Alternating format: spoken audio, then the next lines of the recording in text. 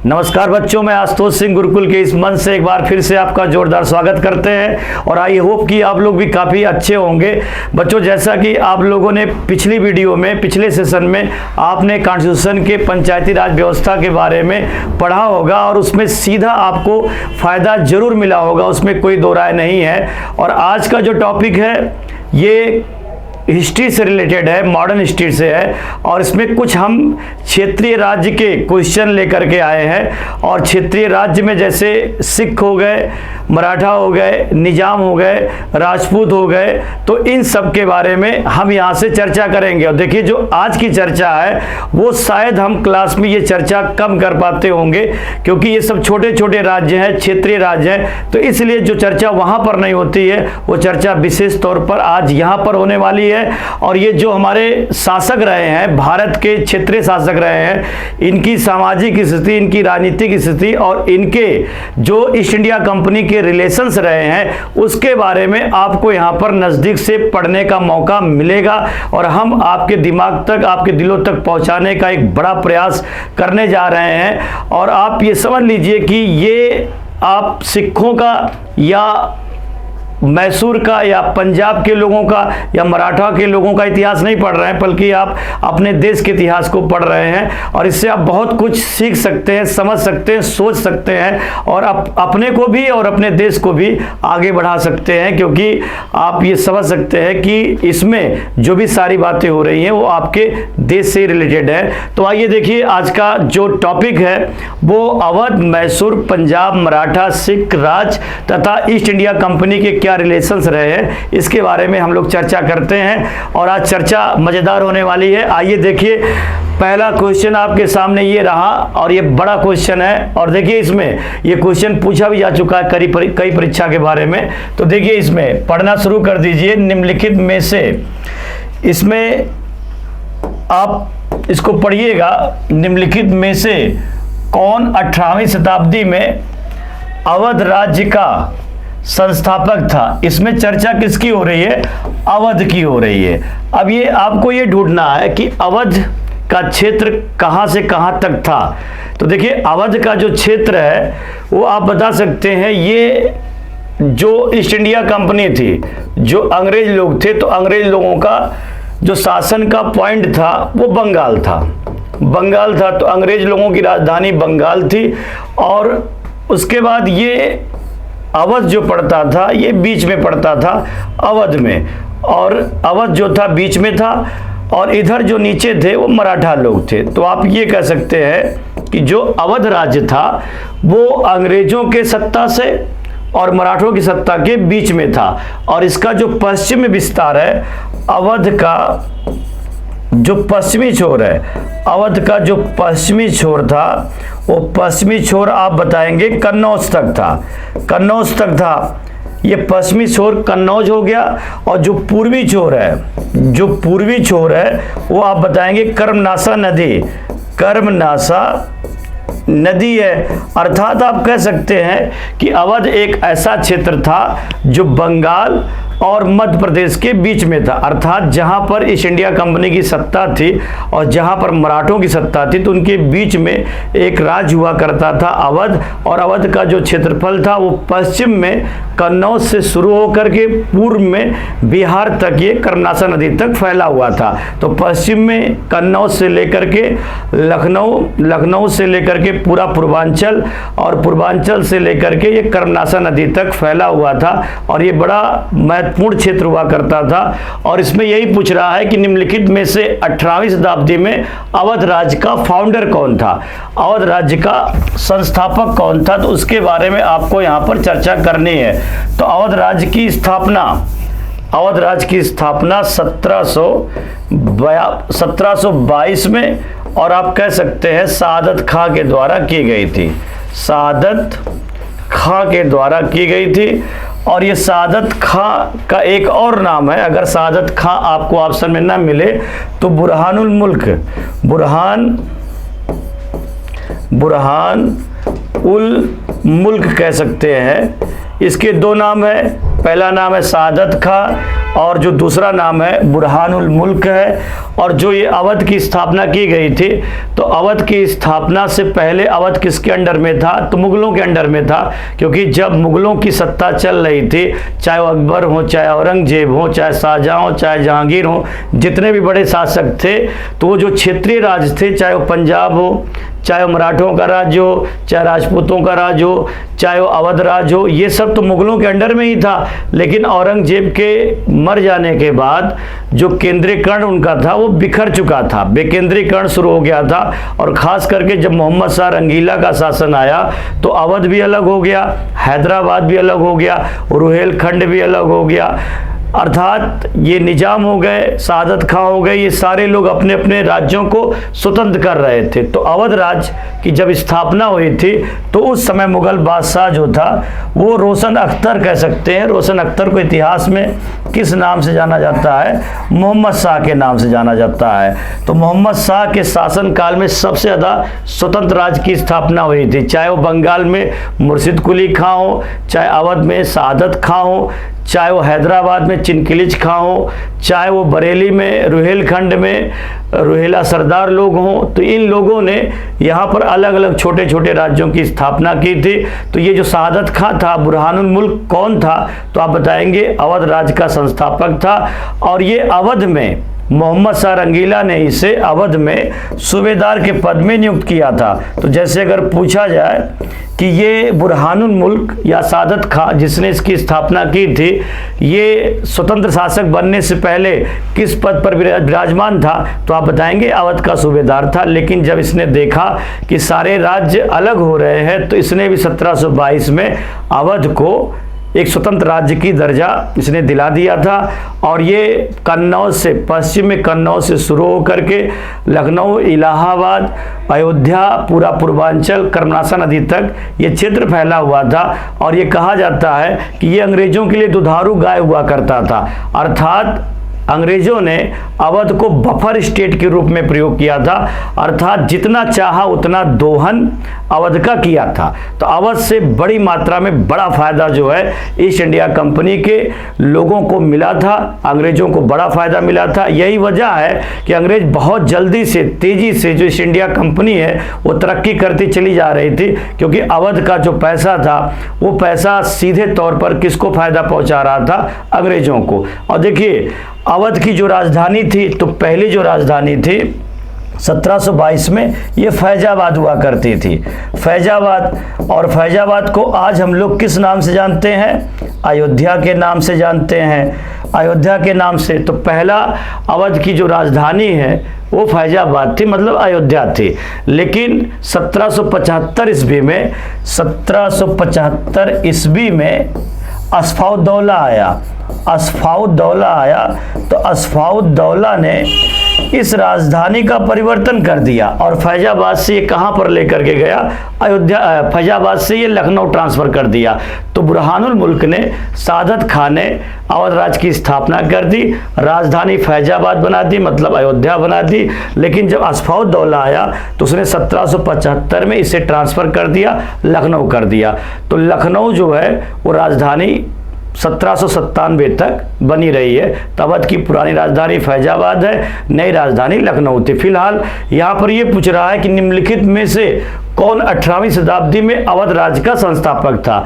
तो अवध राज्य का संस्थापक कौन था? बुरहानुल मुल्क या सादत खां? और उस समय मुगल बादशाह कौन था? तो आप बताएंगे मोहम्मद शाह रंगीला था। इसका सेकेंड हो जाएगा। अब आइए हम लोग नेक्स्ट क्वेश्चन पर चर्चा करते हैं। अच्छा क्वेश्चन है, पूछा जा चुका है, आने की संभावना भी है और आप इसको पढ़ना शुरू कर दीजिए, आसानी से पढ़िए, किसी प्रकार की कोई चिंता नहीं है। तो देखिए, निम्न में से कौन सी अवध के नवाबों की प्रथम राजधानी थी? इसमें ये पूछ रहा है निम्न में से which of the following was the first capital of Nawab, मतलब ये कौन सा ऐसा नवाब था जिसने कैपिटल को ट्रांसफ़र किया है, अर्थात इसकी जो पहली राजधानी है, तो पहली राजधानी जो कहाँ पर थी अवध की? तो अवध की पहली राजधानी जो कि 1722 में अवध बनाया गया था सादत खां के द्वारा, तो इसकी पहली जो राजधानी थी अवध की वो आप क्या बताएंगे? फैजाबाद थी। फैजाबाद, और फैजाबाद को आज प्रेजेंट टाइम में हम लोग किस नाम से जानते हैं? अयोध्या के नाम से जानते हैं। लेकिन फैजाबाद से 1775 से लेकर के 1797 के दरमियान अवध की राजधानी वो कहाँ पर बनी रही? तो आप बताएंगे लखनऊ बनी रही, लखनऊ बनी रही। और इसको लखनऊ में राजधानी ले जाने वाला कौन शासक था? तो आप बताएंगे लखनऊ राजधानी बनाने वाला जो शासक था उसका नाम था अस्फाउद्दौला। अस्फाउद्दौला था, अस्फाउद्दौला। तो अस्फाउद्दौला ने राजधानी फैजाबाद से कहाँ पर ट्रांसफ़र कर दी? लखनऊ कर दिया। तो निम्न में से कौन सी अवध के नवाबों की पहली राजधानी थी? तो पहली राजधानी फैजाबाद मतलब अयोध्या, और बाद में राजधानी जो ट्रांसफ़र की गई लखनऊ। तो इसमें पहली राजधानी पूछ रही है, तो पहली राजधानी क्या हो जाएगा? थर्ड हो जाएगा। और ये फैजाबाद कब तक राजधानी बनी रही है? तो 1722 से लेकर के 1775 तक ये फैजाबाद थी। फिर 75 से लेकर के 97 तक क्या राजधानी रही है? लखनऊ रही है। इसका थर्ड होगा। अब आइए हम लोग नेक्स्ट क्वेश्चन पर चर्चा करते हैं। तो देखिए क्वेश्चन आ चुका है, अच्छा क्वेश्चन है और ये कॉन्सेप्ट पर है, ये सिविल स्तर का है। इसलिए देखिए हम दो प्रकार से क्वेश्चन लेकर के आए हैं, एक फैक्ट पर है, सरल है, और एक कॉन्सेप्ट पर है। तो कॉन्सेप्ट का भी पता होना चाहिए और फैक्ट का भी पता होना चाहिए। दोनों से रिलेटेड जब क्वेश्चन होगा तो बेहतर होगा। तो देखिए इसमें ये क्या कह रहा है, इलाहाबाद की संधि के बारे में, इलाहाबाद की संधि के बारे में निम्नलिखित में से कौन सा कथन सही नहीं है? इलाहाबाद की संधि के बारे में निम्नलिखित में से कौन सा कथन सही नहीं है? तो देखिए इसमें कथन कौन सा सही नहीं है उसके बारे में हम लोग यहाँ पर चर्चा करते हैं। तो इसमें देखिए इलाहाबाद की संधि जो की गई थी, इलाहाबाद की संधि कब की गई थी? तो इलाहाबाद की संधि जो हुई थी 1765 में हुई थी। और ये किसके किसके बीच में हुई थी? तो आप बताएंगे शाह आलम सेकेंड के बीच में हुई थी, और दूसरी तरफ कौन था? रॉबर्ट क्लाइव था, रॉबर्ट क्लाइव था। तो देखिए पहले आपको ये समझना होगा कि इलाहाबाद की संधि कब की गई और क्यों की गई और किसके किसके बीच में की गई। तो इलाहाबाद की संधि 1765 में मुगल नवाब शाह आलम सेकेंड और रॉबर्ट क्लाइव के बीच में की गई थी। और इस संधि के द्वारा बंगाल, बिहार, उड़ीसा इन तीनों की दीवानी शाह आलम ने रॉबर्ट क्लाइव को दे दिया, और रॉबर्ट क्लाइव बदले में इन्हें 25 लाख रुपया देते थे। और रॉबर्ट क्लाइव ने यह भी कहा कि आप जो है इलाहाबाद या कड़ा में आकर के रह सकते हैं, उसमें हमें कोई ऐतराज नहीं है। और इसमें यह भी तय हुआ था कि अवध जो है यहाँ के शासक को मिल जाएगा, लेकिन जो युद्ध में समस्या हुई है तो खर्चे के रूप में 50 लाख रुपए अवध के नवाब को देने होंगे। तो इलाहाबाद की संधि में ये भी तय किया गया कि अवध को उनके नवाब को वापस कर दिया जाएगा, लेकिन युद्ध के हार जाने के रूप में अवध के नवाब साहब 50 लाख रुपए ईस्ट इंडिया कंपनी को देंगे। तो देखिए इलाहाबाद की जो संधि हुई थी उसमें जैसे बंगाल है, बिहार है, उड़ीसा है, ये दीवानी मिल गई अंग्रेजों को, रॉबर्ट क्लाइव को। बदले में 25 लाख रुपया दे दिए और पूरी वहाँ पर शासन करने का अप्रत्यक्ष रूप से इनडायरेक्टली उनको अधिकार मिल गया। और ये अवध तो नवाब का ही था, तो अवध के नवाब को वापस कर दिया अंग्रेजों ने, और बदले में हर्जाने के रूप में 50 लाख रुपया ले लिया। तो लागत अंग्रेजों की एक पैसे की नहीं लग रही है, चारों तरफ से देखा जाए तो सिर्फ और सिर्फ फायदा ही मिल रहा है। तो इलाहाबाद की संधि जो हुई थी उसी के परिप्रेक्ष्य में ये यहाँ पर क्वेश्चन दिया गया है। तो देखिए इसमें ये पूछ रहा है कि क्या नहीं हुआ है, इसमें इलाहाबाद की संधि में क्या नहीं हुआ है। तो इस पर वर्ष 1765 में हस्ताक्षर किए गए थे। तो इलाहाबाद की संधि कब हुई थी? अभी हमने बताया 1765 में। और संधि या समझौता जब भी होता है तो हस्ताक्षर की अनिवार्यता तो होती ही है। तो 1765 में हस्ताक्षर हुआ शाह आलम सेकेंड और रॉबर्ट क्लाइव के बीच में, पहला तो सही है। मुगल सम्राट ने शाह आलम सेकंड ने एक फरमान के द्वारा, मुगल सम्राट ने एक फरमान के द्वारा ईस्ट इंडिया कंपनी को बंगाल, बिहार, उड़ीसा की दीवानी औपचारिक रूप से दे दी। तो बिल्कुल सही है, बदले में ईस्ट इंडिया कंपनी से 25 लाख रुपया प्राप्त कर लिया और 25 लाख रुपया के बदले शाह आलम जी ने बंगाल, बिहार, उड़ीसा की दीवानी दे दी। ये सच्चाई है 100%। तो ये सही है, पहला भी सही। दूसरा, 50 लाख रुपए के भुगतान पर, 50 लाख रुपए के भुगतान पर अवध इसके नवाब को, 50 लाख रुपए के भुगतान पर अवध इसके नवाब को लौटा दिया गया। मैंने बताया कि इसमें जो है अवध के शासक को अवध लौटा दिया गया और अवध के शासक से 50 लाख रुपए ईस्ट इंडिया कंपनी के लोगों ने ले लिया। तो अवध के शासक को युद्ध के हर जाने के रूप में अपना ही राज्य पाने के लिए 50 लाख रुपया देना पड़ा।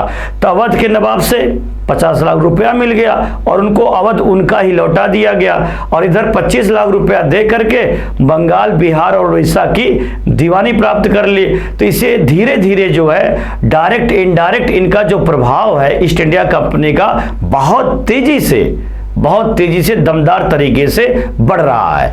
तो ये पहला भी सही है, दूसरा भी सही है और उसके बाद तीसरा भी सही है। लेकिन बनारस तथा आसपास का इलाका अवध से अलग कर शाह आलम को दे दिया गया, ये गलत है। ये बात इलाहाबाद की संधि में नहीं हुई थी। चौथा गलत है, पहला सही है, दूसरा सही, तीसरा सही है। तो इसमें ये पूछ रहा है कौन एक सही नहीं है, इसमें ये पूछ रहा है चारों ऑप्शन में कौन सही नहीं है। तो चौथा ऑप्शन सही नहीं है, इसका फोर्थ हो जाएगा, फोर्थ ऑप्शन सही नहीं है, बाकी ये तीनों सही है। तो ये चौथा सही है, चौथा सही है। अब आइए हम लोग नेक्स्ट क्वेश्चन पर चर्चा करते हैं। क्वेश्चन आ चुका है, आसान क्वेश्चन है लेकिन ये डीप पूछा गया है और जब तक आपको पूरा न पता हो तब तक आप इस क्वेश्चन को कभी भी नहीं कर सकते हैं। तो ऐसे क्वेश्चन सीधे फैक्ट पर होते हैं और ये आपको केवल पढ़ने की जरूरत है, इसमें कॉन्सेप्ट काम ही नहीं करेगा। ये अगर नज़र में आ चुका है तो सही, अगर नज़र में नहीं है तो फिर वो गलत हो जाएगा। इसमें कॉन्सेप्ट का कोई मतलब ही नहीं है। तो देखिए ये क्वेश्चन अच्छा क्वेश्चन है, कई बार पूछा गया है।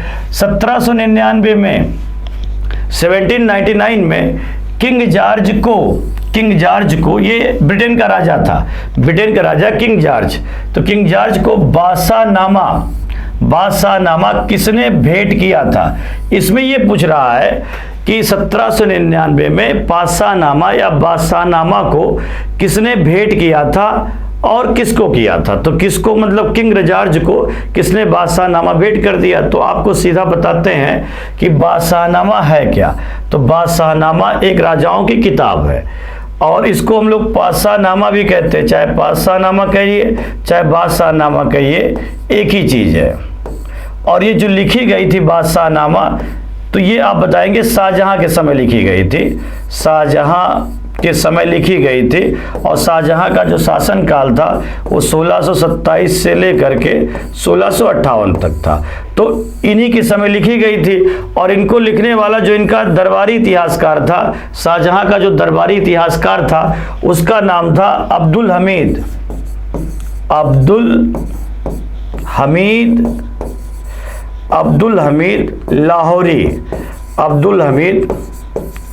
लाहौरी इसका लेखक है।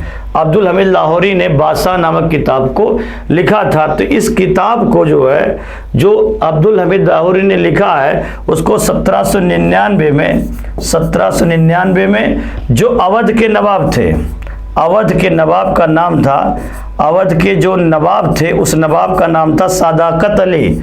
तो सदाकत अली ने इसको भेंट दिया था। तो अगर आपसे पूछा जाए कि जो अब्दुल हमीद लाहौरी द्वारा शाहजहां के शासन काल में जो बादशाहनामा किताब लिखी गई थी, उसको ब्रिटेन के राजा किंग जॉर्ज को किसने भेंट किया था, तो भेंट करने वाले का नाम है सदाकत अली एक सदाकत खां जो थे वो बुरहानुल मुल्क को तो आपको हमने बता दिया पहले, ये सदाकत अली हैं और ये अवध के नवाब हैं और इन्होंने बादशाह नामक किताब को किंग जॉर्ज को 1799 में दे दिया था। और ये आज भी ये किताब जो है ये आप बताएंगे इंग्लैंड के, ब्रिटेन के रॉयल लाइब्रेरी है वहाँ पर ये संरक्षित है। तो इंग्लैंड की रॉयल लाइब्रेरी नामक जगह पर ये किताब अभी भी संरक्षित है।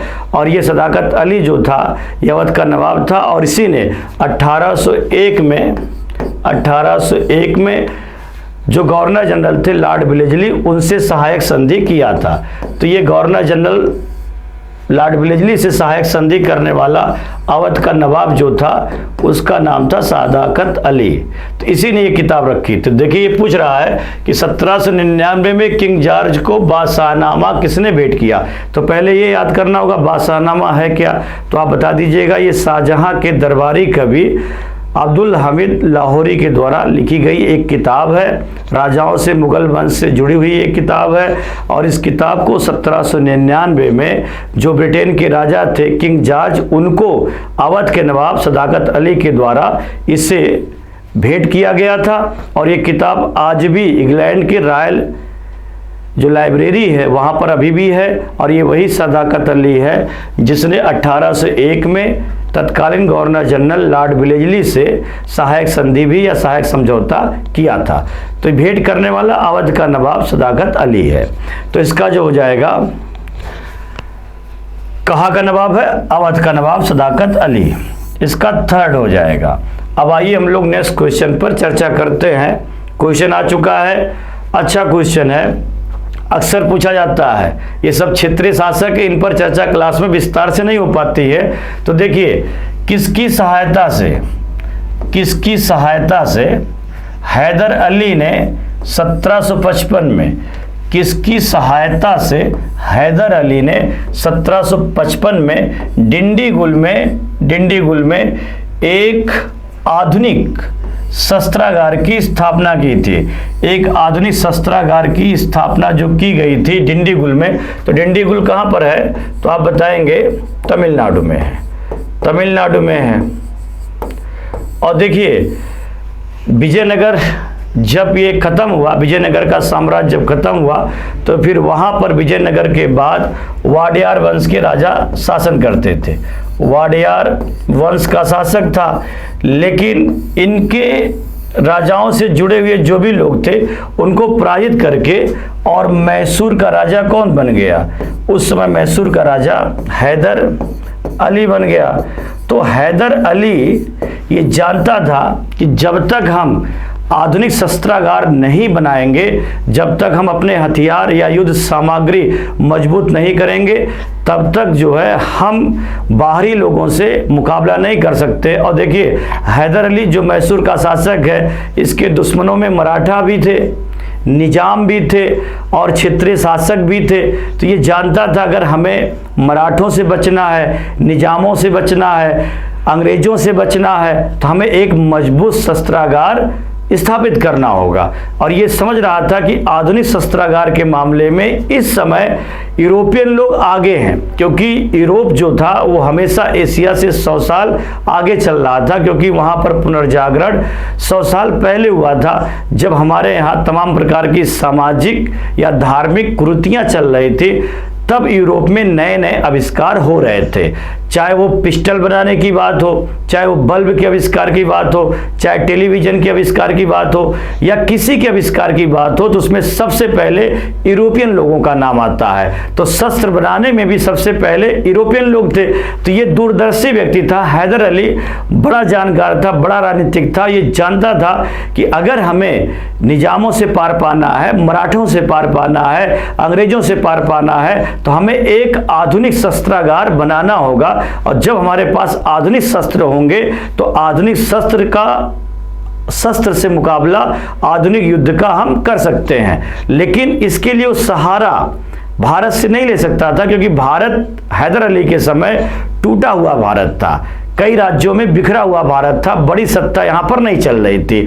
और जब विकेंद्रीकरण हो जाता है, जब छोटे छोटे राज्य आ जाते हैं, तो राष्ट्रवाद समाप्त हो जाता है। तो इसका मतलब है कि उस देश की तकनीक भी, उस देश की आधुनिकता भी, उस देश की जो भी ताकत है वो धीरे धीरे बिखर जाती है। जब देश बिखरता है, तकनीक भी बिखरती है, समाज भी बिखरता है, साहित्य भी बिखरता है, सारा माहौल बिखर जाता है। और ऐसे समय पर दूरदर्शिता दिखाते हुए इसने यूरोपियन शक्तियों का सहारा लिया और खास करके इसने किसकी सलाह पर, किसकी मदद से डिंडीगुल में आधुनिक शस्त्रागार का निर्माण किया था? तो इसके जो मददगार लोग थे वो फ्रांसीसी लोग थे। तो फ्रांसीसी विशेषज्ञों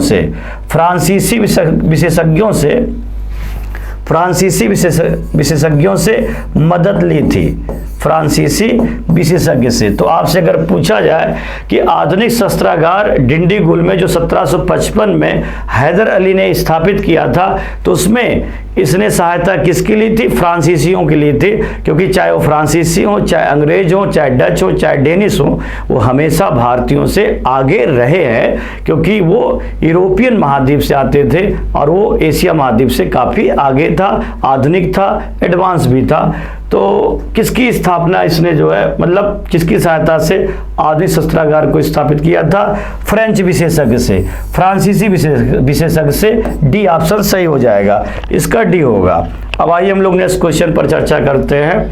देखिए कॉन्सेप्ट पर क्वेश्चन है, मजेदार है, केवल धैर्य पूर्वक पढ़ने की जरूरत है और आप इसको बहुत आसानी से कर लोगे। अभी हम जब बता देंगे चीजें आसान हो जाएंगी। तो आइए देखिए, पढ़िए। दिए गए चार कथनों पर विचार करिए। दिए गए चार कथनों पर विचार करिए और दिए गए विकल्पों में से सही उत्तर चुनिए। देखिए चार विकल्प इसमें दिया गया है, चार ऑप्शंस इसमें दिए गए हैं और इसमें विचार करना है कि चारों में से कौन गलत है और कौन सही है। चार विकल्प हैं और आपका काम क्या होगा?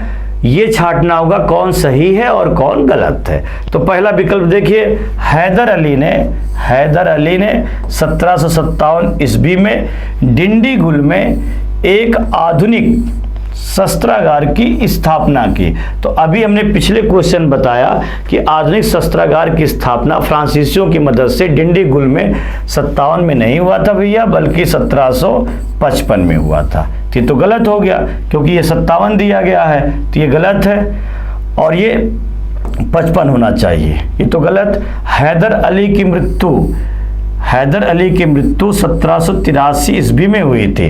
तो देखिए हैदर अली की मृत्यु जो हुई थी वो द्वितीय आंग्ल मैसूर युद्ध के समय हुई थी। द्वितीय आंग्ल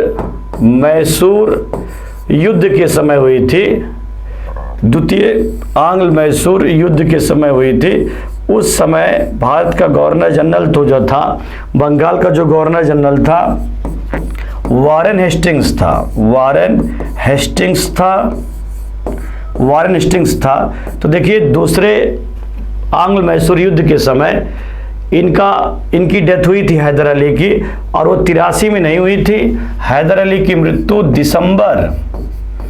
दिसंबर आप बताएंगे 1782 में हुई थी। 1782 में हुई थी, दिसंबर 1782 में हैदर अली की मृत्यु दूसरे आंग्ल मैसूर युद्ध के समय हुई थी। और जबकि ये क्या दे रहा, हैदर अली की मृत्यु 1783 में हुई थी। 1783 में नहीं हुई थी, दिसंबर 1782 में हुई थी। इसका मतलब है पहला भी गलत है, दूसरा भी गलत है। टीपू सुल्तान ने श्रीरंगपत्तनम में एक स्वतंत्रता का वृक्ष लगाया था, बिल्कुल सही है। टीपू सुल्तान की राजधानी श्रीरंगपत्तनम में थी, वहां पर इन्होंने जैकोबिन क्लब की स्थापना भी की थी, यूरोपीय राजाओं से संपर्क भी साधा था, कई सारे राजदूतों की स्थापना अन्य देशों में किया था और इनका संबंध चाइना से भी था, कुस्तुनतुनिया से भी था, तुर्की से भी था, तमाम सारे यूरोपियन देश के लोगों से भी था। तो ये राष्ट्रीय स्तर का शासक नहीं था टीपू सुल्तान, बल्कि अंतरराष्ट्रीय स्तर का था और इसकी जो राजधानी थी वो श्रीरंगपत्तनम में थी और इसने जैकोबिन क्लब की स्थापना किया था। दोनों में सच्चाई है, तीसरा भी सही है। जैकोबिन क्लब यूरोपियन क्लब है, इसका ये सदस्य था, बिल्कुल सही है, क्योंकि इसने बहुत सारे अपने राजदूत विदेशों में भेजे थे और बहुत सारे राजदूत ये भारत में आए थे। चीन से भी इसका संबंध है, कुस्तुनिया से भी इसका संबंध है, तुर्की से भी संबंध है। तो कई सारे देसी विदेशी लोग इसके समर्थक रहे हैं। तो तीसरा सही, चौथा सही। पहला दूसरा गलत है, पहला दूसरा गलत है। पहला इसलिए गलत है क्योंकि 1755 में हुआ था। ये 57 दे रहा शस्त्रागार के बारे में, ये गलत। इनकी डेथ दिसंबर 1782 में हुई थी, इसलिए गलत हो जाएगा। श्रीरंगपट्टनम में स्वतंत्रता का वृक्ष लगाया था, ये इसकी राजधानी से सच्चाई है। जैकोबिन क्लब से जुड़ा हुआ था, ये भी सत्य है। तो तीसरा चौथा सही, पहला दूसरा गलत। तीसरा चौथा सही है, पहला ऑप्शन सही है, पहला ऑप्शन सही है, इसका फर्स्ट हो जाएगा। अब आइए हम लोग नेक्स्ट क्वेश्चन पर चर्चा करते हैं। तो देखिए क्वेश्चन आ चुका है, अच्छा क्वेश्चन है। निम्नलिखित गवर्नर जनरलों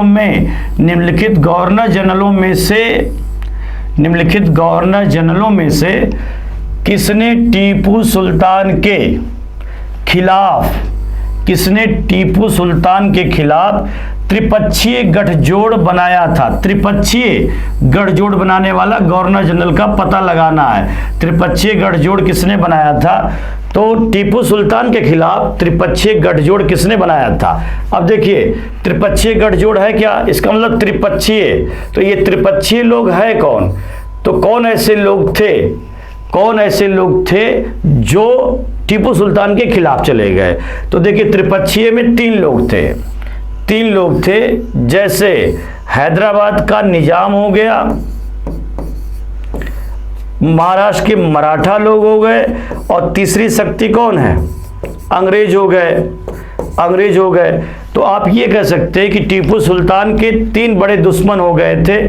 निजाम भी इनके खिलाफ हो गए अपने व्यक्तिगत कारणों से, अर्थात निजामों को भी टीपू सुल्तान से ईर्ष्या थी, मराठों को भी टीपू सुल्तान से ईर्ष्या थी, और अंग्रेज चाहते ही थे कि टीपू सुल्तान मैसूर में पनपने ना पाए, क्योंकि टीपू सुल्तान एक योग्य व्यक्ति था और इसने विदेशी शासकों से भी संपर्क स्थापित किया था। विदेशी शासकों के आधार पर इसने सेना में परिवर्तन भी किया था, जैकोबिन क्लब का सदस्य भी था।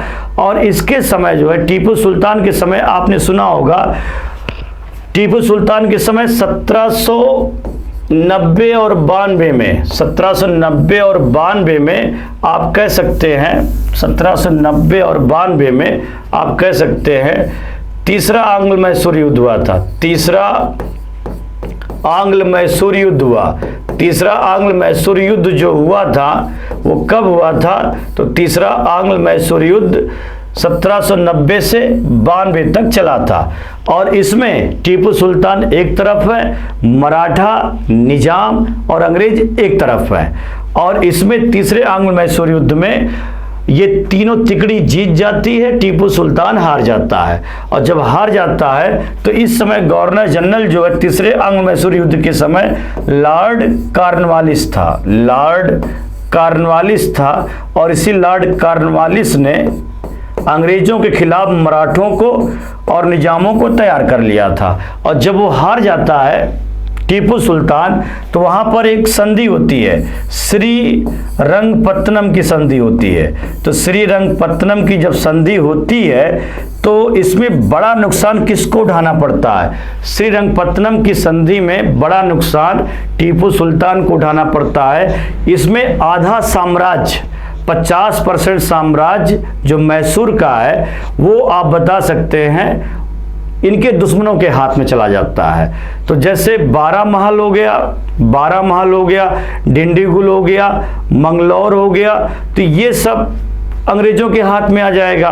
तो जैसे 12 महल हो गया, मंगलौर हो गया, तो ये सब क्षेत्र जो थे वो अंग्रेजों के हाथ में आ गए। और तुंगभद्रा जो नदी है, तो तुंगभद्रा नदी के उत्तरी भाग का जो क्षेत्र था, वो तुंगभद्रा के उत्तरी भाग का क्षेत्र जो था वो आप बताएंगे मिल गया था मराठों को। और जो पेन्नार नदी है और जो कृष्णा नदी है, तो कृष्णा नदी और पेन्नार नदी के बीच का जो हिस्सा था वो निजामों को मिल गया था। तो कुल मिलाकर के जो तीसरा आंग्ल मैसूर युद्ध हुआ था वो 1790 से शुरू हुआ था, 1792 में खत्म हुआ था।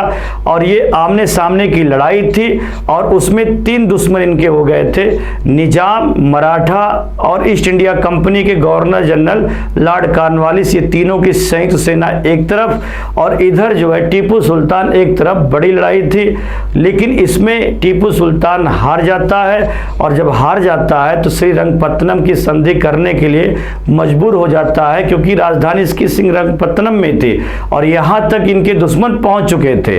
तो जब ये संधि होती है तो इसमें 50% साम्राज्य टीपू सुल्तान को गंवाना पड़ जाता है। तो जैसे डिंडीगुल हो गया, बारामाल हो गया, मंगलौर का क्षेत्र हो गया, ये अंग्रेज के हाथ में आ जाता है। और जो तुंगभद्रा नदी है, तो तुंगभद्रा नदी के उत्तरी छोर पर जितने भी शहर हैं वो मराठा पा जाते हैं। और जो पेन्नार नदी है, मालाबार तट की जो पेन्नार नदी है और कृष्णा नदी, इन दोनों नदियों के बीच का जो हिस्सा है वो निजामों को मिल जाता है। तो कुछ निजाम पा गए, कुछ अंग्रेज पा गए और कुछ मराठा पा गए। तो लॉर्ड कॉर्नवालिस ने इसको बर्बाद कर दिया, मैसूर को और निजामों को भी उतना दिया जिससे वो शक्तिशाली न बन पाए, या मराठों को भी उतना ही दिया जिससे वो शक्तिशाली न बन पाए। क्योंकि जो बंटवारा हुआ वो 3 भागों में हुआ, तो 3 भागों में अंग्रेजों को फायदा हुआ, थोड़ा बहुत फायदा जो निजाम को हुआ, थोड़ा बहुत फायदा मराठों को हुआ। लेकिन इसमें इतना फायदा बड़ा निजाम को भी नहीं मिला या मराठों को भी नहीं मिला जो ईस्ट इंडिया कंपनी से सीधा आकर के टकरा सके। तो आप कुल मिलाकर के आप ये कह सकते हैं कि इसमें बड़ा नुकसान टीपू सुल्तान को उठाना पड़ा और 3 करोड़ रुपया टीपू सुल्तान को भरपाई के रूप में ईस्ट इंडिया कंपनी के जो गवर्नर जनरल है वो लॉर्ड कॉर्नवालिस को देना पड़ा। अगर ये 3 करोड़ रुपया न देते तो इनके बेटे जो है वो ईस्ट इंडिया कंपनी के ही अंतर्गत रहते, वो इनके पास आने वाले नहीं थे। तो या तो 3 करोड़ रुपया दे देते या दोनों बेटों को जो है, अपने बेटों को इनके पास भेज देते। तो इसीलिए इनको 3 करोड़ रुपया भी देना पड़ा, लगभग आधा साम्राज्य भी गंवाना पड़ा। तो बड़ा नुकसान किसको उठाना पड़ा है तीसरे आंग्ल मैसूर युद्ध में? टीपू सुल्तान को। और हैदर अली इनसे कम योग्य था, लेकिन वो थोड़ा कूटनीतिज्ञ था, उसने कभी भी अपने जीवन काल में एक से ज़्यादा दुश्मन नहीं बनाए। और टीपू सुल्तान ने मराठों को भी नाराज कर दिया, निजामों को भी नाराज कर दिया। और जब कोई कितना बड़ा योग्य क्यों ना हो, अगर दुश्मनों की संख्या एक से अधिक हो जाएगी तो समस्या का सामना करना पड़ेगा। तो इसमें यही पूछ रहा है, निम्नलिखित गवर्नर जनरलों में से किसने टीपू सुल्तान के खिलाफ त्रिपक्षीय गठजोड़ बनाया था? त्रिपक्षीय गठजोड़ में निजाम है, मराठा है, अंग्रेज है एक तरफ और टीपू सुल्तान एक तरफ। तो ये कूटनीतिज्ञता जो दिखाई गई थी वो तत्कालीन गवर्नर जनरल लॉर्ड कॉर्नवालिस के द्वारा। इसका लॉर्ड कॉर्नवालिस हो जाएगा। सेकंड ऑप्शन सही है, सेकंड ऑप्शन सही है, लॉर्ड कॉर्नवालिस। अब आइए हम लोग नेक्स्ट क्वेश्चन पर चर्चा करते हैं। देखिए क्वेश्चन आ चुका है और अच्छा क्वेश्चन है, बढ़िया क्वेश्चन है। ये देखिए क्या पूछ रहा है, निम्नलिखित कथनों में से कौन एक टीपू सुल्तान के विषय में सही नहीं है? इसमें ये पूछ रहा है कि कौन सा ऐसा स्टेटमेंट है जो करेक्ट नहीं है, जो सही नहीं है। तो इसमें आप ढूंढिए कौन सही नहीं है टीपू सुल्तान से रिलेटेड। उसने फ्रांस, टर्की तथा पर्सिया से कूटनीतिज्ञ भेजे। मैंने बताया कि इसके जो राजदूत थे वो विदेशों में जाते थे और विदेश के लोग इसके पास आते थे, तो अंतर्राष्ट्रीय स्तर पर इसका संपर्क बराबर बना रहा। पहला सही है। इसने चीन से व्यापारिक संबंध बनाए थे, ये भी सही है। इसके दरबार में कुस्तुनतुनिया तथा फ्रांस के राजदूत आए थे, बिल्कुल आए थे, ये भी सही है। इसके राजदूत गए, दूसरे देश के राजदूत आए, इसने दूसरे देशों से अंतर्राष्ट्रीय व्यापार किया, तो ये अंतर्राष्ट्रीय स्तर का शासक है। ये तीनों ऑप्शन में सच्चाई है। पहला भी सही है, दूसरा भी सही है, तीसरा भी सही है। इसने सामुद्रिक सेना नहीं बनाई, इसने सामुद्रिक सेना नहीं बनाई थी भाई। इसने तो 1796 में, इसने 1796 में मंगलौर में नौसेना का गठन ही किया था, नौसेना बोर्ड का गठन किया था, नौसेना बोर्ड बनाया था इसने। अगर पूछा जाए कि इसने टीपू सुल्तान के लिए नेवी के लिए बोर्ड का गठन कब किया था? 1796 में किया था, मंगलोर में किया था। और यहाँ पर कई सारे नौका घाट भी थे, जैसे मोलिदाबाद हो गया, मोलिदाबाद, वाजिदाबाद, मोलिदाबाद, वाजिदाबाद, मंगलोर, ये सब ऐसे स्थान थे जहां पर इसने नौका घाट स्थापित किया था, नौका घाट बनाया था। तो ये कह देना कि टीपू सुल्तान ने कोई नेवी के लिए प्रयास नहीं किया था, बिल्कुल प्रयास किया था। बड़ी नौसेना इसने गठित की थी। 1796 में इसने नौसेना बोर्ड का गठन भी किया था। कई सारे इसने नौका घाट भी बनाए थे।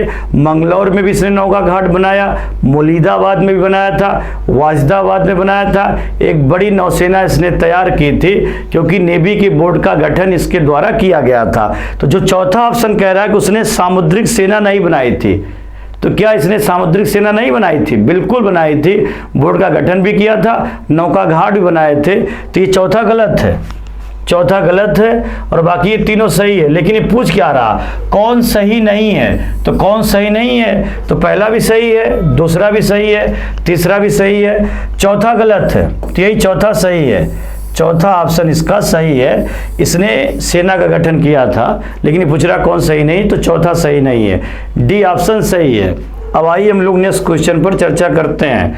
क्वेश्चन आ चुका है, बढ़िया क्वेश्चन है, टैली करना है। इसमें 4 घटनाएं दी गई हैं और आपको बताना है निम्नलिखित में से कौन सा जोड़ा सही सुमेलित नहीं है? Which of the following pairs is not correctly? इसमें ये देखना है कि कौन सा ऐसा जोड़ा है जो करेक्ट नहीं है, जो टैली नहीं कर रहा है। तो देखिए, हेक्टर मुनरो ये अंग्रेजी कमांडर था बक्सर के युद्ध में, बक्सर का युद्ध था। और बक्सर का युद्ध कब हुआ था? 1764 में। ये सच्चाई है। लॉर्ड हेस्टिंग्स के समय में आंग्ल नेपाल युद्ध हुआ था और आप बताएंगे 1814 से लेकर 1816 तक। इसमें नेपाल के 33% क्षेत्र पर अंग्रेजों का अधिकार हो गया था और अंग्रेजी रेजिडेंट भी वहाँ नियुक्त किया गया था। तो ये वहाँ के जो राजा थे, वो राजा जो है हार गए थे। गोरखा लोगों से इनका युद्ध हुआ था, गोरखा लोग हार गए और अंग्रेज लोग जीत गए थे। तो इसमें बड़ा फायदा अंग्रेजों को मिला था। उसमें गवर्नर जनरल लॉर्ड हेस्टिंग्स था। ये सच्चाई है। 1814 से 16। लॉर्ड वेलेस्ली चतुर्थ आंग्ल मैसूर युद्ध 1799 में।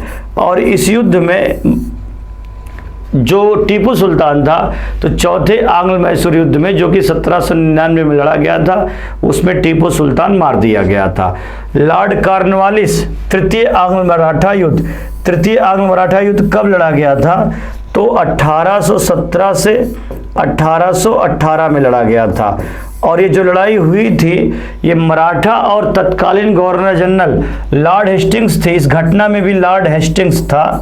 तो लॉर्ड हेस्टिंग्स ने मराठों का अंतिम रूप से दमन कर दिया था। तो अगर पूछा जाए मराठों के ताबूत में अंतिम कील ठोकने वाला गवर्नर जनरल कौन है, तो लॉर्ड हेस्टिंग्स है। और जबकि यहाँ पर क्या दे रहा, लॉर्ड कॉर्नवालिस। तो इसमें यही पूछ रहा है कौन सा जोड़ा सुमेलित नहीं है। हेक्टर मुनरो बक्सर का युद्ध 1764, ये सही है। लॉर्ड हेस्टिंग्स आंग्ल नेपाल युद्ध 1814 से 16, ये भी सही है। लॉर्ड वेलेस्ली के समय 1799 में चौथा आंग्ल मैसूर युद्ध लड़ा गया था, जिसमें टीपू सुल्तान मारा गया था, ये भी सही है। लॉर्ड कॉर्नवालिस के समय वो तृतीय आंग्ल मैसूर युद्ध हुआ था, इसमें तृतीय आंग्ल मराठा युद्ध नहीं हुआ था। तृतीय आंग्ल मराठा युद्ध 1817-18 में हुआ था और इस समय गवर्नर जनरल लॉर्ड हेस्टिंग्स था। तो ये टैली नहीं कर रहा, क्योंकि कॉर्नवालिस की जगह पर क्या होना चाहिए, लॉर्ड हेस्टिंग्स, तब ये सही होता। लेकिन इसमें यही पूछ रहा है कौन सही नहीं है, कौन करेक्ट नहीं है, तो ये चौथा ऑप्शन करेक्ट नहीं है, इसका डी हो जाएगा, लॉर्ड कॉर्नवालिस तृतीय आंग्ल मराठा युद्ध, ये गलत है। इस समय लॉर्ड हेस्टिंग्स था, तो चौथा ऑप्शन सही है। अब आइए हम लोग नेक्स्ट क्वेश्चन पर चर्चा करते हैं। क्वेश्चन आ चुका है, बढ़िया क्वेश्चन है। इसमें ये पूछ रहा है अमृतसर की संधि जो हुई थी 1809 में हुई थी, तो अमृतसर की संधि के बारे में निम्नलिखित कथनों पर विचार करिए। निम्नलिखित कथनों पर विचार करिए। तो इसमें पूछ रहा है कि 1809 में जो अमृतसर की संधि हुई थी, संधि गवर्नर जनरल की ओर से चार्ल्स मेटकाफ गया था। तो चार्ल्स मेटकाफ और महाराजा रणजीत सिंह, तो चार्ल्स मेटकाफ और राजा रणजीत सिंह के बीच में समझौता हुआ था। तो इस समझौते में सीधा आपको बता देते हैं, जैसे रणजीत सिंह जो थे, तो रणजीत सिंह से अमृतसर की संधि करवा ली गई थी और ये कहा गया था कि जो ये सतलज नदी है, तो सतलज नदी का जो उत्तरी भाग है, जैसे कश्मीर है, तो कश्मीर हो गया, मुल्तान हो गया, सिंध हो गया, तो ये क्षेत्र जो है वो किसके हाथ में आएगा, ये क्षेत्र रणजीत सिंह के हाथ में आएगा। रणजीत सिंह, तो जो ये सतलज नदी है, सतलज नदी का जो उत्तरी भाग है, यहाँ पर ये रणजीत सिंह के अंडर में आएगा। जैसे मुल्तान हो गया, मुल्तान भी आ जाएगा, कश्मीर भी आ जाएगा, पेशावर आ जाएगा, मतलब ये जम्मू कश्मीर सब आ जाएगा। उत्तर तरफ जा सकते हैं, लेकिन दक्षिण तरफ, सतलज नदी के दक्षिण तरफ यहाँ पर ये नहीं बढ़ सकते, ये बॉर्डर तय कर दिया गया है। तो इनको जाना हो तो उत्तर में जाएं, लेकिन दक्षिणी पूर्वी भाग में नहीं आ सकते हैं। दक्षिणी पूर्वी भाग में कौन रहेगा, दक्षिणी पूर्वी भाग में ईस्ट इंडिया कंपनी रहेगी और ये उत्तरी भाग में जाएंगे, अर्थात इनके सीमा को तय कर दिया गया था। और ये कह दिया गया था कि सतलज नदी के उत्तरी भाग में, मुल्तान में, जम्मू कश्मीर में रणजीत सिंह रहेंगे और जो सतलज नदी का दक्षिणी पूर्वी क्षेत्र है, तो दक्षिणी पूर्वी क्षेत्र में अंग्रेजों का क्षेत्र रहेगा। तो सतलज नदी इनकी सीमा बन गई, उत्तरी भाग में जाएं, दक्षिणी भाग में अंग्रेज रहेंगे। तो वही कह रहा है कि संधि के द्वारा पंजाब और ब्रिटिश भारत के बीच सतलज नदी को सीमा के रूप में निर्धारित किया गया। सतलज नदी बॉर्डर हो गया, सतलज नदी बॉर्डर हो गया और ये उत्तरी भाग में ये क्षेत्र रणजीत सिंह को मिलेगा, दक्षिणी भाग में जो मिलेगा अंग्रेजों को मिलेगा। तो सतलज नदी सीमा बन गई, सतलज नदी सीमा के रूप में निर्धारित किया गया। सच्चाई है, सही है, पहला सही है। इस संधि के बाद महाराजा रणजीत सिंह जम्मू, मुल्तान और कश्मीर को अपने अधिकार क्षेत्र में मिला लेने में समर्थ हुए थे।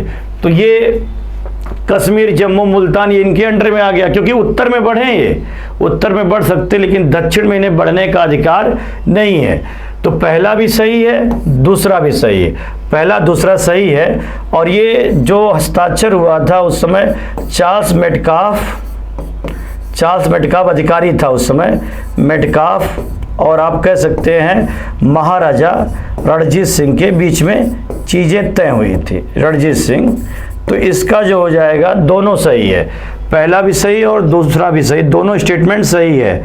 तो इसका पहला और दूसरा सी ऑप्शन सही है, सी ऑप्शन सही है, दोनों ऑप्शन सही हैं। अब आइए हम लोग नेक्स्ट क्वेश्चन पर चर्चा करते हैं। अच्छा क्वेश्चन है, आ चुका है और इसको आपने पढ़ा भी होगा। निम्नलिखित कथनों पर विचार करिए। शायद रिपीटेड भी, इससे पहले जो हमने पढ़ाया था हिस्ट्री का क्लास, शायद उसमें भी हमने इसकी चर्चा की थी। निम्नलिखित कथनों पर विचार करिए। पानीपत के तृतीय युद्ध में अहमद शाह अब्दाली ने इब्राहिम लोदी को पराजित किया गया, नहीं। पानीपत का तीसरा युद्ध जो हुआ था, पानीपत का तीसरा युद्ध जो हुआ था, तीसरा युद्ध, ये आप बताएंगे 1761 में हुआ था। और 1761 में आप कह सकते हैं अहमद शाह अब्दाली था, अहमद शाह अब्दाली, और दूसरी ओर जो था वो विश्वास राव था। विश्वास राव और इसका जो कमांडर था सदाशिवराव भाऊ था, सदाशिवराव भाऊ था। ये सब मार दिए गए थे, मराठा कमजोर हो गए थे, अहमद शाह अब्दाली जीत चुका था। तो पानीपत का तीसरा 1761 में अहमद शाह अब्दाली ने इब्राहिम लोदी को पराजित किया। इब्राहिम लोदी नहीं थे, मराठा लोग थे, मराठा से हुआ था, इसलिए गलत है। तृतीय आंग्ल मैसूर युद्ध, तृतीय आंग्ल मैसूर युद्ध में टीपू सुल्तान की मृत्यु हुई थी। तो तृतीय आंग्ल मैसूर युद्ध जो लड़ा गया था 1790 से 92 में लड़ा गया था, जबकि ये मरा था 1799 में, 1799 में मरा था। चतुर्थ आंग्ल मैसूर युद्ध में मरा था। जो टीपू सुल्तान की मौत है वो तीसरे आंग्ल मैसूर युद्ध में नहीं हुई थी, चौथे आंग्ल मैसूर युद्ध में हुई थी 1799 में। तो ये 1799 मरा है, 1792 में नहीं मरा हुआ है, चौथे आंग्ल मैसूर युद्ध में मरा था। ये गलत है, तीसरा गलत है क्योंकि चौथे आंग्ल मैसूर युद्ध में मरा था। प्लासी के युद्ध में नवाब सिराजुद्दौला की पराजय के लिए मीर जाफर ने अंग्रेजों से मिलकर षड्यंत्र रचा था। जब प्लासी का युद्ध हुआ था 1757 में, तो सिराजुद्दौला का जो सेनापति था मीर जाफर, वो अंग्रेजों से मिल गया था। इसीलिए इतिहासकारों ने, केम पडिक्कर ने कहा है कि ये जो प्लासी का युद्ध था एक सौदा था, ये पहले से चीज़ें तय हो चुकी थी। अधिकतर जो सिराजुद्दौला के लोग थे वो किसके गोद में जाके बैठ गए, अंग्रेजों के। तो इनका जो सेनापति था मीर जाफर, वो मिल चुका था। तो तीसरा ऑप्शन सही है, तीसरा सही है। इसलिए सही है क्योंकि प्लासी के युद्ध में नवाब सिराजुद्दौला की पराजय के लिए मीर जाफर ने अंग्रेजों से मिलकर के षड्यंत्र किया था। ये सच्चाई है, तीसरा सही है। बाकी पहला दूसरा गलत है। पहला इसलिए गलत है, इब्राहिम लोदी नहीं हारा था, मराठे लोग हारे थे। सदाशिवराव भाऊ हारे थे, विश्वास राय हारे थे। तीसरा आंग्ल मैसूर युद्ध में टीपू सुल्तान नहीं मरा था क्योंकि तीसरा आंग्ल मैसूर युद्ध 90-92 में हुआ था, और चौथे में मरा था जबकि 1799 में युद्ध हुआ था। तो चौथे में मरा है 1799 में, तीसरे में नहीं मरा है। तो पहला दूसरा गलत है, तीसरा सही है। केवल 3 ऑप्शन सही है, सेकंड होगा इसका। मतलब सेकंड ऑप्शन सही है, केवल 3। सेकंड ऑप्शन सही है, केवल 3 सेकंड होगा। आइए हम लोग नेक्स्ट क्वेश्चन पर चर्चा करते हैं। अच्छा क्वेश्चन है और बिल्कुल फैक्ट पर है, डीप है। इसमें ये पूछ रहा है निम्न में से किस देसी रियासत को अंग्रेजों ने अपने क्षेत्र में नहीं मिलाया था। इसमें यह पता करना है कि कौन सा क्षेत्र ऐसा है जिसको ईस्ट इंडिया कंपनी ने शामिल नहीं किया था। पता लगाइए इसमें कौन लोग थे जो बच गए थे, जो अंग्रेजों के राजनीति के षड्यंत्र के शिकार नहीं हुए थे। तो सिंध तो मिला लिया गया था। 1843 में तत्कालीन गवर्नर जनरल लॉर्ड एलन वरो ने अपने सेनापति चार्ल्स नेपियर को भेज करके सिंध को मिला लिया था 1843 में। तो सिंध भारत का हिस्सा 1843 में बना था। उस समय गवर्नर जनरल लॉर्ड एलन बरो थे और इनका जो सहायक था चार्ल्स नेपियर, उसकी बड़ी भूमिका थी। और ग्वालियर को तो नहीं मिला पाए थे, ग्वालियर में सिंधिया लोग शासन कर रहे थे और वो अंग्रेजों के साथ मिल करके 1857 के षड्यंत्र में शामिल थे। ये तो गलत है, ग्वालियर को नहीं मिला पाए थे। अवध को 1856 में कुप्रशासन के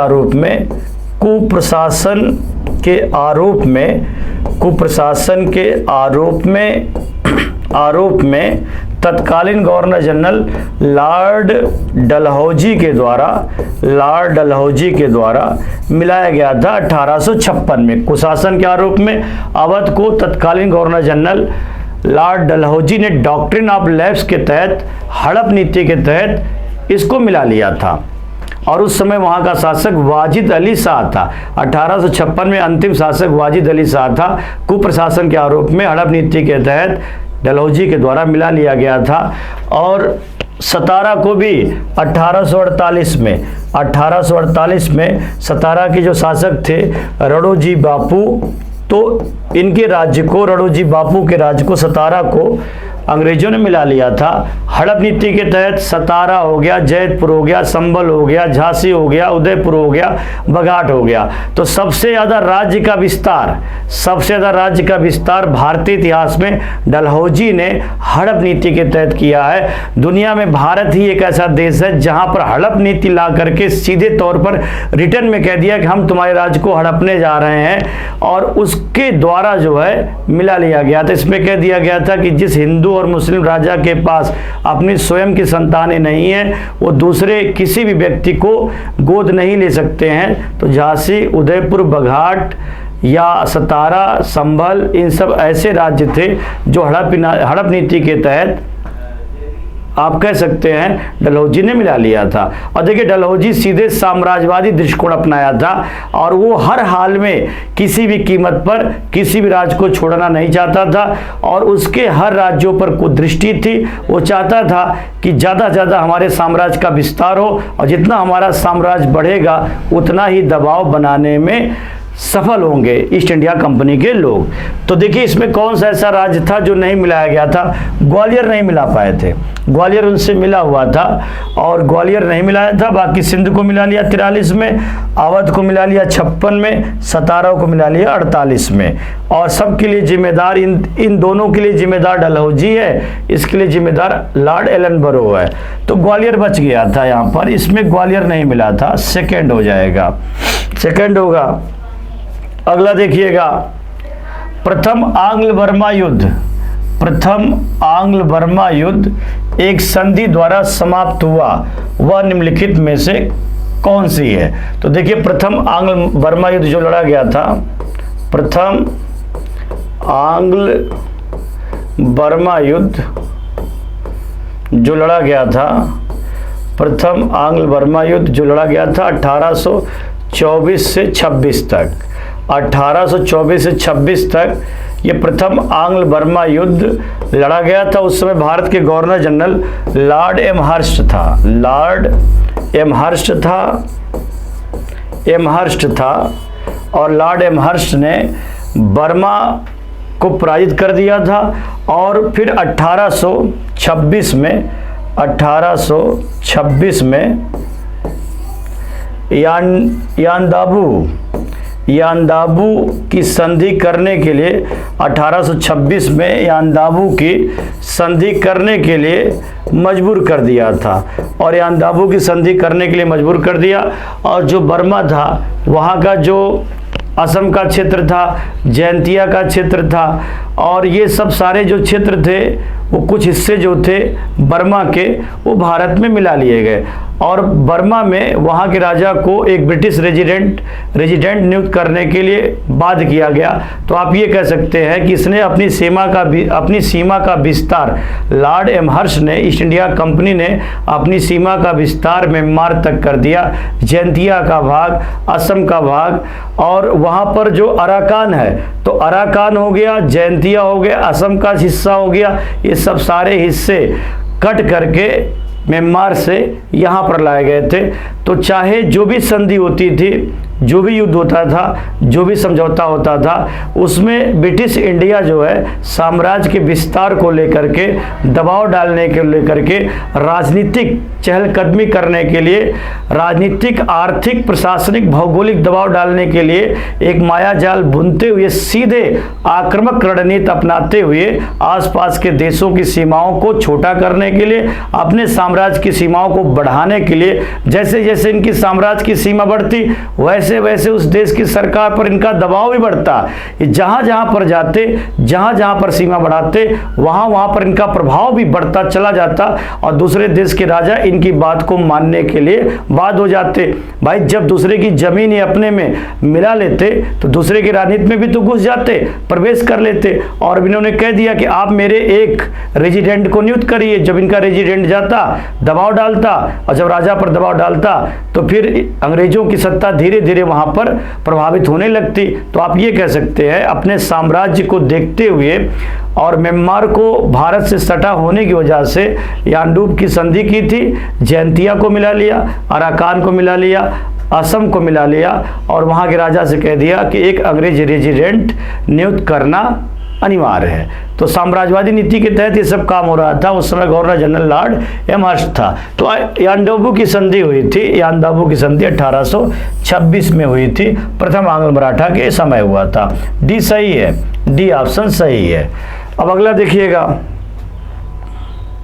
अगला क्वेश्चन है, अच्छा क्वेश्चन है, कॉन्सेप्ट पर है, बढ़िया क्वेश्चन है। देखिए आ चुका है, इलाहाबाद की संधि। पहले आपको ऐसे बता देते हैं, इलाहाबाद की संधि जो हुई थी 1765 में, ये 1765 में हो गई। मंगलौर की संधि, मंगलौर की संधि जो हुई थी, मंगलौर की संधि 1784 में हुई थी, 1784 में। सालबाई की संधि, सालबाई की संधि जो हुई थी, सालबाई की संधि 1782 में हुई थी, 1782 में हुई थी। और मद्रास की संधि, मद्रास की संधि, मद्रास की जो संधि हुई थी 1769 में हुई थी, 1769 में हुई थी मद्रास की संधि। तो देखिए इसमें ए का 4 हो जाएगा, 1765 इलाहाबाद की संधि। मंगलौर की संधि बी का 2 हो जाएगा, 1784। सालबाई का संधि 1782 हो जाएगा। मद्रास की संधि जो हो जाएगा डी का 3। तो ए का 4, ए का 4 हो जाएगा, नहीं हाँ, ए का 4 हो जाएगा और बी का 2 हो जाएगा। ए का 4, बी का 2 और सी का 2 हो जाएगा, नहीं सी का जो होगा 1 होगा, सी का 1, ए का 4, बी का 2, ए का 4, बी का 2, सी का 1, सी का 1 और डी का 3 हो जाएगा, डी का 3।